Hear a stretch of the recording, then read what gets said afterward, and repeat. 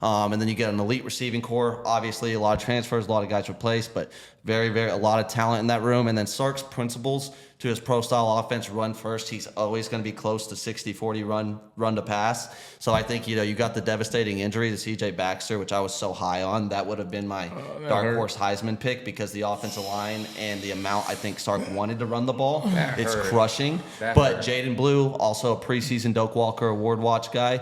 Sark has never, as a head coach or offensive coordinator, had a running back under 1,000 yards. His starter always goes over 1,000 yards. I anticipate that to stay the same, especially if you heard his press conference this week. He seems to be very confident in Jaden Blue being the lead guy and the guys behind him. And then on top of that, defensively, the pass rush got so much better, and the front seven in general, which was good last year. We had one of the top run defenses in the country. Actually, I think we were number one run defense in the country. You lose those two massive defensive tackles, which is the story coming into the season, to a first-round pick and a second-round pick, which always hurts. But I want to remind everybody, neither one of those guys ever started a game at Texas before last year. Grown man position, you got two talented former five-stars, and Alfred Collins and Vernon Broughton filling in there. And then we brought in some big bodies in the transfer portal. But the biggest thing, all-world Anthony Hill Jr. I was just going to say, boy, that's my favorite player on Texas right now. He could be the best, ceiling best defensive player in America. He's going to Freshman, come off the edge. All-American. Yes, he's going to be the starting Mike.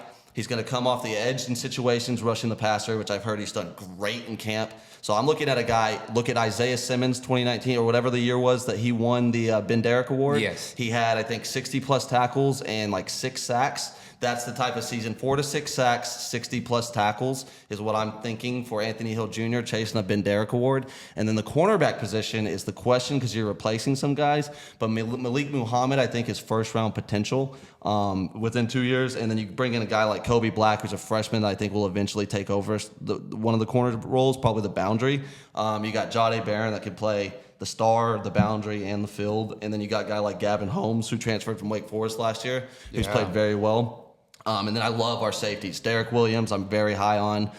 Xavier Filsami was another 5-star that came in, and I think he will rotate in as the year goes on. But your starters, I anticipate Andrew Makuba, 3-year starter out of Clemson, Lake LBJ kid, Austin product. I think it'll be a rotation of Derek Williams and Michael Taft. Michael Taft's just too smart, always where he needs to be, right place. He can lead the helmet comms possibly. And then, I think it's just going to be a heavy safety rotation. But this week 1 game is a great game for Texas. One, it's a different style of play than they're going to play all year. Colorado State's an air raid team, up-tempo. That's not SEC football, but I think it immediately challenges what we may be concerned about defensively, challenge those corners. Colorado State's got Torrey Horton. I was going to say, they returned one of the best quarterback-wide receiver combos, and Braden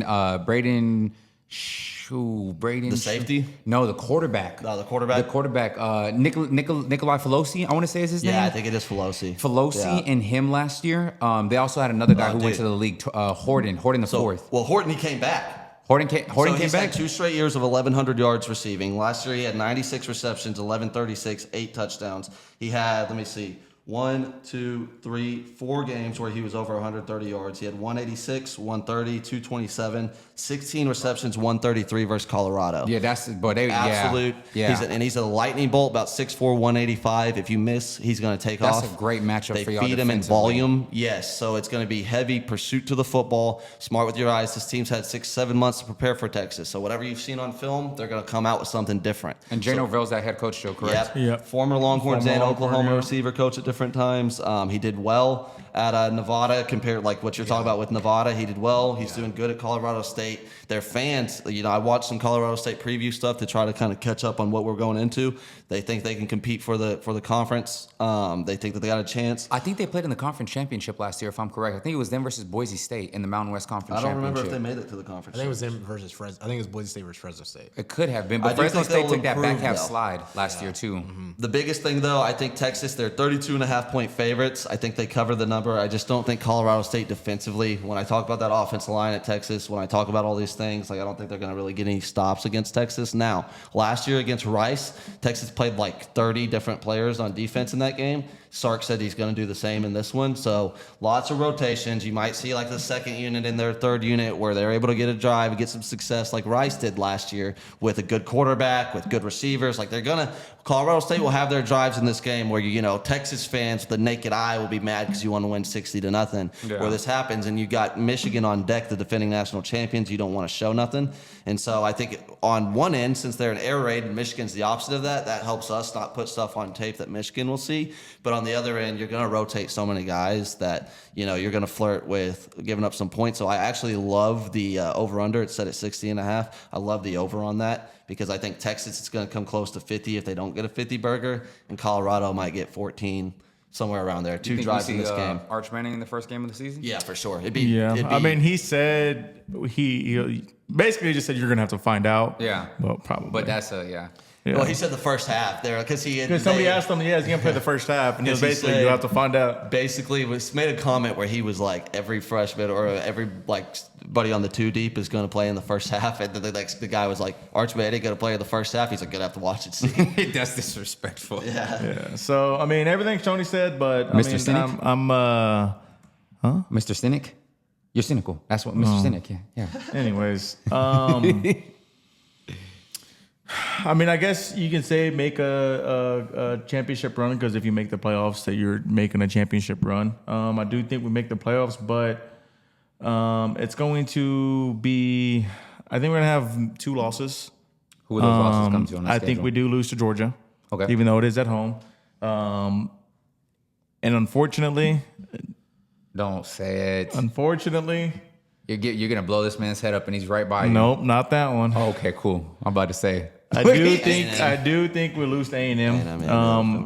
And I hope it's the reason Shonee said. I really do. rest the starters. Yes, game. I hope it's that reason. But I don't know. I just don't feel. I feel like how he likes to say the OU game means more to OU than it does Texas. I feel like that game means more to them than it does to us. It's the most important game in program history. It's not really a rivalry for A&M. us. For what, you guys versus OU, or you guys versus A&M. A&M? Oh, yeah. It's not really they have more rival with us than we have with them. It's more of an That's what it annoyance is. thing. Like, you just think they're annoying. Yeah, So I for think we sure. do have 2 losses on the season. It could be 3. Obviously, at Michigan is never easy. At Ann Arbor's crazy. Yeah, at Michigan, that's never going to be easy. go No from matter who it is. Yeah. So I think we have the team to beat them, obviously. And I think we have the head coach to beat them. I think he's going to spread that defense out wide, and we're going to score a lot. But Because mind you, they have I'm more Best scared D-line in of. America. I'm more scared of they're going to hold the ball. who? Michigan? Michigan, Yes. time of Absolutely. possession. Yes, that's Yeah, what that's I'm their more. plan. That's my issue. Is they might hold the ball to keep it out of our hands, because Sark is an offensive mastermind, so we can kind of score at will My saving whenever grace we there want. is they replaced their whole offensive line. Yes. Yeah. So The issue, though, is that back half is returning all their starters dang near. yes. And you got obviously one of the best, if not possibly the best defensive player in college football. Arguably. I still think James Pierce Jr. out of Tennessee is a freaking goon, but Will Johnson is nothing to play Yeah. with. And also those defensive linemen, Grant and First team All-American. first-round draft Yeah, picks. bro. Yeah. So Both of them. Yeah. that's the game I'm not scared about, but that's out of our wins, that's the least confident win I have. Is over Michigan? Is yes. Week In the 2. big house, week yes. 2, defending champions. Yes. All this anger, all this stuff to play for with the NCAA, Yes. trying to come down the witch hunt. There's that. I mean, people can call me. starting quarterback. It's Is it Orgy? Orgy. Yes. Alex Orgy. Orgy in the end zone. You can call me. Obviously, a lot of Longhorn fans are high just because of we do still have our starting quarterback. Preseason top 4. We preseason top 4. We had the run. We had the running back room when TJ Baxter was hurt. We still have it. All the transfer stuff that we got. Our defense is insane. So you can call me pessimistic. That's just what I feel. Cynical. And then as far as Quinn goes, I like Quinn. I like him as a college quarterback, though. I don't think he's gonna be an NFL guy, just because I feel like his feet are still kind of sloppy. Yeah. He and they're very slow. Yeah. And the thing that I hate about Quinn so much is that he just doesn't throw the ball. Everything's just still kind of it still has a little lob to it. The throw at the end of the game when we played Washington, that was any NFL quarterbacks throwing that on the line. They're not throwing it Well, in the I air. know. I think there was pressure at his face. There was stuff that happened in that play that led to his bad throw. For sure. I'll say that mechanically, from year 1 to year 2, he made a big jump, and I think Yeah. from year 2 to year So 3, he's gonna we'll make see. another Well, jump. He finally that's the cut thing that is we'll freaking see. mullet, bro. He got away with it. He's a that's- crazy arm talent. So Yeah, he got and away that's with the that issue that I have performance. is he does have crazy arm talent. So why just gun it?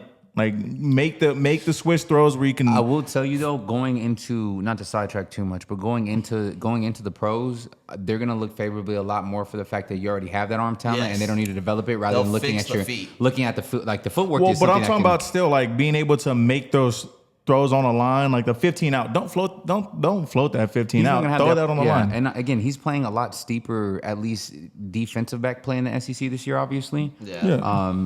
Even like I said, he plays, I think, the best corner, arguably one of the defense, like No, it defense is the alone, but best one of corner. the There's best no- corner, not- not named. yeah. Because again, other than that's a whole other story. But Will Johnson, like I said, he's gonna test him. He's gonna have one of the best Yeah. D lines in the nation He's against. gonna one- line up on our best receiver. so you're gonna yeah. see too, obviously. But that's where I think our offense comes in, where none of you his can receivers that's are fine. returning Line up either? on our best receiver. We're just gonna go away from you and throw something that's over the middle, that's open, that's just gonna create some confusion right here. Now, schematically, though, I think in the SEC, when you're playing a lot more man coverage, a lot more stuff like that, it plays a lot more in a Sark system, which is why 2 years in a row you saw us light up Alabama offensively. Like Quinn's 2 best games of his career, arguably, are against Alabama. Yeah. You're going to get Before he got guys hurt, yeah. wide open down the field in these, especially if your running game's good, your offensive line's good. Absolutely. That's what Sark off the play action and Sark on these shots. That's where Quinn in the Big 12, I think it's very difficult on these young quarterbacks in the Big 12, contrary to popular belief, because you're playing a bunch of 3-3 flyover defenses with defensive backs all over the field, confusing you. You don't really know. Like, it's very hard to dissect what's going to happen. And a lot of those SEC defenses are going to give you a 4-3 multiple look. Yes. They're hard nosed smash Yes. mouth field, Yes. A, B, C gap. Yeah. We'll drop in the Tampa It's more 2 just and- best first best. Like, if you got that's where I think his numbers go up and stuff, because you're not playing against scheme. You're playing skill on skill. 100%. So that's my. I mean, obviously, I'm high on all of But, our I mean, freshmen. good points. So that's just my take on Texas this year. Obviously, I hope for the best. But it's just I think we're gonna have a little. Look at him. He's waiting. He's stretching. He's I warming think up. we're gonna have about to unload. 2 at most 3 losses, but the 2 losses being Georgia, and unfortunately the second loss being That's at fair. A&M. That still gets you guys into the playoffs. For sure, sure, that's what I said. easy. I think we make the playoffs. Maybe the conference championship still, because these other teams have brutal schedules. Like, bro, yeah. I'm telling you. Georgia's The I don't only, think but going to the SEC thing is, the championship. only thing I'm scared about is A&M because they do have a very favorable schedule. If y'all thought the Pac-10 had a crap ton of parity and self-cannibalism, the Oh, SEC dude. and the Big Ten are going to be terrible. Yes, Yeah. this year. yes. And the Big 12, all of them. Yeah, 100%. 100%. Yeah, because I pay attention to my roster. We're loaded too. All right, here we go. You see how this is the first thing he came on with? Hey, nobody said nothing. Nobody Nobody said nothing. Nobody said, I heard we're it. loaded I heard it. too. Nobody said nothing. I heard it all from Nobody has sat the here and media. throw a single shot I his know, way. I know. It's all red flags. All red flags. My first from thing a I said was psychological- we had the youngest team in all of FBS, the youngest line. I said nothing. This man, I said, Yeah, but I us said too. nothing. He said nothing. Just I just said we're complimented. loaded too. I didn't say anything. You had to throw the also in there, didn't But the unsolicited. He said, we'll also look at the depth chart. We're loaded too. at the depth chart. I know what we got. all right. bad. So My bad, Chief. this is gonna be an interesting year for Oklahoma. We returned some of the most, if not the most, returning production in America on defense. I thought you were an OSU fan. This guy is crazy. Returning Danny Sussman, preseason All SEC, first team, second team All American. Returned Billy Bowman, had 6 interceptions last year. Returned 3 for touchdowns. I think we have arguably one of the best, if not best, safety rooms in the country from a depth standpoint. Shout out Southside. We got the boy Peyton Bowen, who is actually starting with Billy Bowman. So you got 2 Denton